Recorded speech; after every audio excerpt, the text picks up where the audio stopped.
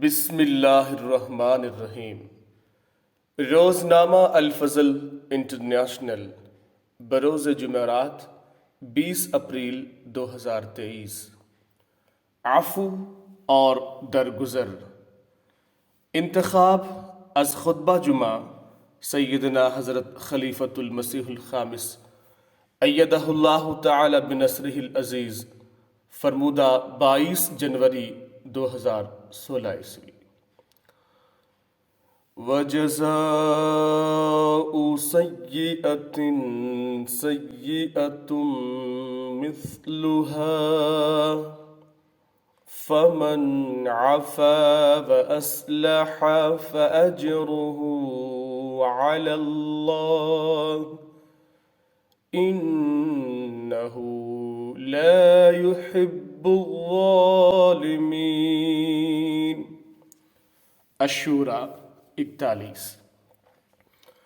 اور بدی کا بدلہ کی جانے والی بدی کے برابر ہوتا ہے، پس جو کوئی معاف کرے بشرطے کہ وہ اصلاح کرنے والا ہو تو اس کا اجر اللہ پر ہے، یقیناً وہ ظالموں کو پسند نہیں کرتا۔ اسلام میں کسی غلط حرکت کرنے والے، نقصان پہنچانے والے سے، چاہے وہ چھوٹی سطح پر نقصان پہنچانے والا ہو یا بڑے پیمانے پر نقصان پہنچانے والا ہو یا دشمن ہو، ہر ایک سے ایسا سلوک کرنے کی تعلیم ہے جو اس کی اصلاح کا پہلو لیے ہوئے ہو۔ اسلام میں سزا کا تصور ضرور ہے، لیکن ساتھ معافی اور درگزر کا بھی حکم ہے۔ اس آیت میں بھی جیسا کہ آپ نے سنا یہی حکم ہے کہ بدی اور برائی کرنے والے کو سزا دو، لیکن اس سزا کے پیچھے بھی یہ محرک ہونا چاہیے کہ اس سزا سے بدی کرنے والے یا نقصان پہنچانے والے اور جرم کرنے والے کی اصلاح ہو۔ پس جب اصلاح مقصد ہے تو پھر سزا دینے سے پہلے یہ سوچو کہ کیا سزا سے یہ مقصد حل ہو جاتا ہے؟ اگر سوچنے کے بعد بھی، مجرم کی حالت دیکھنے کے بعد بھی اس طرف توجہ پھرتی ہے کہ اس مجرم کی اصلاح تو معاف کرنے سے ہو سکتی ہے تو پھر معاف کر دو، یا اگر سزا دینے سے ہو سکتی ہے تو سزا دو۔ اور اللہ تعالیٰ فرماتا ہے کہ یہ معاف کرنا بھی تمہیں اللہ تعالیٰ کی طرف سے بہترین اجر کا وارث بنائے گا۔ آخر پر اِنَّهُ لَا يُحِبُّ الظَّالِمِينَ کہہ کر یہ بھی واضح کر دیا کہ اگر سزا میں حد سے بڑھنے کی کوشش کرو گے تو ظالموں میں شمار ہوگے۔ بہرحال یہ بنیادی قانون اور اصول سزا اور اصلاح کا قرآن شریف میں پیش ہوا ہے، جو ہماری انفرادی زندگی کے معاملات پر بھی حاوی ہے اور حکومتی معاملات میں بھی، بلکہ بین الاقوامی معاملات میں معاشرے کی اصلاح کے لیے بھی یہ بنیاد ہے۔ جیسا کہ میں نے بتایا، کسی مجرم کو سزا دینے کا اصل مقصد اصلاح ہے اور اخلاقی بہتری ہے۔ بس اسلام کہتا ہے کہ اس بات کو سامنے رکھتے ہوئے صرف سزا پر زور نہ دو بلکہ اصلاح پر زور دو۔ اگر تو سمجھتے ہو کہ معاف کرنے سے اصلاح ہوگی تو معاف کر دو۔ اگر حالات و واقعات یہ کہتے ہیں کہ سزا دینے سے اصلاح ہوگی تو سزا دو، لیکن سزا میں اس بات کا بہرحال خاص طور پر خیال رکھنا ہوگا کہ سزا جرم کی مناسبت سے ہو، وگرنہ اگر جرم سے زیادہ سزا ہے تو یہ ظلم اور زیادتی ہے، اور ظلم اور زیادتی کو خدا تعالیٰ پسند نہیں کرتا۔ بس اسلام میں پہلے مذاہب کی طرح افراط اور تفریط نہیں ہے۔ اس کے اعلیٰ ترین نمونے ہمیں حضرت صلی اللہ علیہ وسلم کی زندگی میں نظر آتے ہیں۔ جب آپ صلی اللہ علیہ وسلم نے دیکھا کہ مجرم کی اصلاح ہو گئی ہے تو پھر تو اپنے انتہائی ظالم دشمن کو بھی معاف فرما دیا۔ آپ صلی اللہ علیہ وسلم پر، آپ صلی اللہ علیہ وسلم کی اولاد پر، آپ صلی اللہ علیہ وسلم کے صحابہ پر کیا کیا ظلم نہیں ہوئے، لیکن جب دشمن معافی کا طلبگار طالب ہوا اور خدا اور اس کے رسول کے حکم کے مطابق زندگی گزارنے کا عہد کیا تو آپ صلی اللہ علیہ وسلم نے سب کچھ بھول کر معاف فرما دیا۔ حدیث میں آتا ہے حضرت صلی اللہ علیہ وسلم کی صاحبزادی حضرت زینب رضی اللہ عنہا پر مکہ سے ہجرت کے وقت ایک ظالم شخص حبار بن اسود نے نیزہ سے قاتلانہ حملہ کیا۔ وہ اس وقت حاملہ تھی۔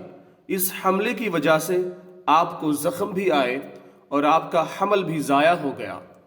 آخر کار یہ زخم آپ کے لیے جان لیوا ثابت ہوا۔ اس جرم کی وجہ سے اس شخص کے خلاف قتل کا فیصلہ دیا گیا۔ فتح مکہ کے موقع پر یہ شخص بھاگ کر کہیں چلا گیا، لیکن بعد میں جب حضرت صلی اللہ علیہ وسلم واپس مدینہ تشریف لے آئے تو حبار مدینہ میں حضرت صلی اللہ علیہ وسلم کی خدمت میں حاضر ہوا اور عرض کی کہ میں آپ سے ڈر کر فرار ہو گیا تھا۔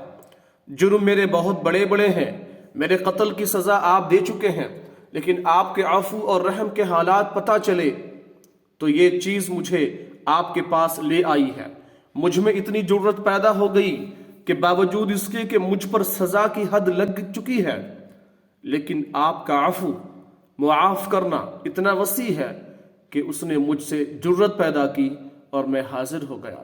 کہنے لگا، اے اللہ کے نبی، ہم جاہلیت اور شرک میں ڈوبے ہوئے تھے، خدا نے ہماری قوم کو آپ کے ذریعہ سے ہدایت دی اور ہلاکت سے بچایا۔ میں اپنی زیادتیوں اور جرموں کا اعتراف کرتا ہوں، میری جہالت سے صرف نظر فرمائے۔ چنانچہ حضرت صلی اللہ علیہ وسلم نے اپنی صاحبزادی کے اس قاتل کو بھی معاف فرما دیا اور فرمایا کہ جا حبار، اللہ کا تجھ پر احسان ہے کہ اس نے تجھے اسلام قبول کرنے کی توفیق دی اور سچی توبہ کرنے کی توفیق دی۔ المعجم الکبیر۔ اسی طرح ایک روایت میں آتا ہے کہ ایک شاعر کعب بن زہیر تھا جو مسلمان خواتین کے بارے میں بڑے گندے اشعار کہا کرتا تھا اور ان کی عصمت پر حملے کیا کرتا تھا۔ اس کی بھی سزا کا حکم جاری ہو چکا تھا۔ جب مکہ فتح ہوا تو کعب کے بھائی نے اسے لکھا کہ مکہ فتح ہو چکا ہے، بہتر ہے کہ تم رسول اللہ صلی اللہ علیہ وسلم سے معافی مانگ لو۔ چنانچہ وہ مدینے آ کر اپنے ایک جاننے والے کی ٹھہرا اور فجر کی نماز مسجد نبوی میں جا کر حضرت صلی اللہ علیہ وسلم کے ساتھ ادا کی اور پھر اپنا تعارف کرائے بغیر کہا کہ یا رسول اللہ، کعب بن زہیر تائب ہو کر آیا ہے اور معافی چاہتا ہے، اگر اجازت ہو تو اسے آپ کی خدمت میں پیش کیا جائے۔ آپ صلی اللہ علیہ وسلم کیونکہ اس کی شکل سے واقف نہیں تھے، اسے جانتے نہیں تھے، یا ہو سکتا ہے کہ اس وقت کپڑا اوڑھا ہوا ہو اور باقی صحابہ نے بھی نہ پہچانا ہو، بہرحال وہاں کسی نے اسے پہچانا نہیں، اس لیے آپ نے فرمایا ہاں آ جائے۔ تو اس نے کہا کہ میں ہی کعب بن زہیر ہوں۔ اس پر ایک انصاری اٹھے اور اسے قتل کرنے لگے، کیونکہ اس کے جرموں کی وجہ سے اس پر بھی قتل کی حد لگ چکی تھی۔ لیکن حضرت صلی اللہ علیہ وسلم نے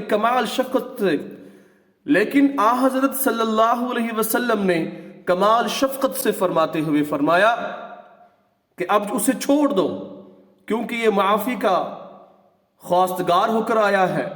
پھر اس نے ایک قصیدہ بھی حضرت صلی اللہ علیہ وسلم کی خدمت میں پیش کیا۔ حضرت صلی اللہ علیہ وسلم نے اپنی ایک خوبصورت چادر انعام کے طور پر اسے دے دی۔ پس یہ دشمن جس کی سزا کا حکم جاری ہو چکا تھا، آپ صلی اللہ علیہ وسلم کے دربار سے نہ صرف جان بخشوا کر گیا بلکہ انعام لے کر بھی لوٹا۔ تو اس طرح کے اور بہت سارے واقعات ہیں جو آپ صلی اللہ علیہ وسلم کی زندگی میں ملتے ہیں۔